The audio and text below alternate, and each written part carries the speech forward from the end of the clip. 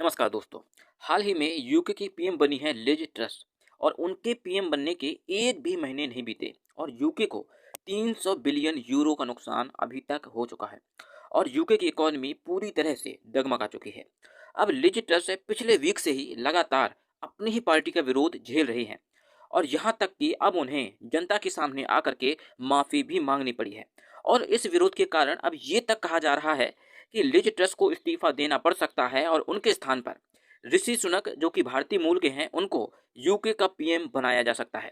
अब इसकी शुरुआत होती है यूके के इलेक्शन से। जैसे कि इंडिया में इलेक्शन होते हैं वैसे ही यूके में भी इलेक्शन होते हैं और यूके में इलेक्शन के दो बड़े उम्मीदवार थे, लिज ट्रस और ऋषि सुनक जो कि भारतीय मूल के थे।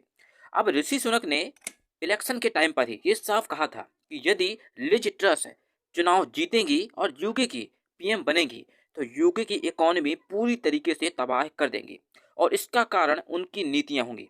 और असल में लिज ट्रस ने बड़े बड़े उद्योगपतियों को करों में छूट भी दे दी और जब लिज ट्रस चुनाव जीत जाती हैं तो वो अपनी ही नीतियों पर चलती हैं और लिज ट्रस ने बड़े बड़े उद्योगपतियों को करों में छूट दे दी।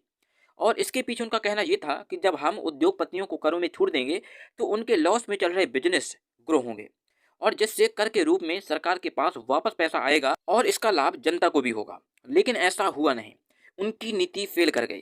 कर छूट के बावजूद वहाँ के जो उद्योगपति थे उन्होंने अपने बिजनेस में कोई अलग से इन्वेस्टमेंट नहीं की और जो कर छूट दी गई थी उसकी कीमत भी कहीं न कहीं जनता को ही चुकानी थी, क्योंकि वो जो कर छूट के रूप में उद्योगपतियों को प्राप्त हुई थी उस पैसे का उन्होंने कहीं भी इन्वेस्ट नहीं किया और ये जो कर छूट का गैप था उसका बोझ सरकार ने कर के रूप में जनता पर ही डाल दिया और फलस्वरूप इन्फ्लेशन बढ़ गया।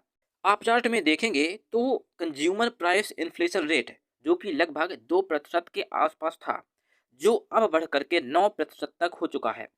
और इन्फ्लेशन बढ़ने के कुछ और भी कारण हैं, जैसे यूक्रेन युद्ध के कारण अनाज के दरों में वृद्धि हुई है, क्योंकि यूक्रेन गेहूं का एक बड़ा एक्सपोर्टर है।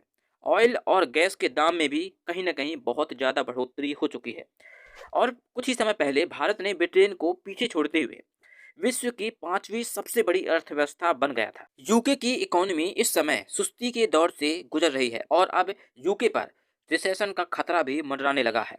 और एक रिपोर्ट में यह कहा गया है कि अगले साल तक ब्रिटेन की अर्थव्यवस्था 1% तक सिकुड़ सकती है और इससे पहले तक ब्रिटेन की इकोनॉमी में 0.4% तक गिरावट का अनुमान लगाया गया था। और अगर हम यूके की करेंसी को देखें तो वह लगातार कमजोर हुई है और जब पार्टी के अंदर से ही लिज ट्रस के खिलाफ आवाजें उठने लगी हैं और लिज ट्रस के खिलाफ जनता भी विद्रोह दिखा रही है, क्योंकि ऋषि सुनक ने जो यूके के विषय में भविष्यवाणी की थी कि यूके की अर्थव्यवस्था गिर जाएगी, वह सच साबित हुई है।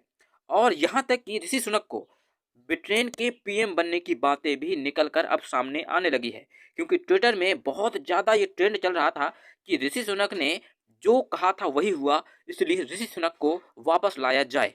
और इस सब दबाव के कारण लिज ट्रस को जनता से माफ़ी मांगनी पड़ी है और उन्होंने ये कहा है कि जो उन्होंने फैसले लिए वो जनता के हित के लिए लिए थे, लेकिन ये फैसले गलत साबित हुए हैं। आगे उन्होंने ये कहा कि मैंने एक नया वित्त मंत्री नियुक्त किया है और हम जल्दी ही यूके की अर्थव्यवस्था को पटरी पर ले आएंगे और इन्फ्लेशन को कंट्रोल करेंगे। लेकिन नया वित्त मंत्री नियुक्त कर लेने से यूके की इकोनॉमी जल्दी ही ठीक नहीं हो जाएगी, क्योंकि यूके की इकोनॉमी को अब देर हो चुकी है। यूके की इकोनॉमी अब बुरी तरीके से फंस चुकी है। दोस्तों, वीडियो आपको कैसा लगा? पसंद आया हो तो लाइक कीजिए, सब्सक्राइब कीजिए। मिलते हैं नेक्स्ट वीडियो में। जय हिंद।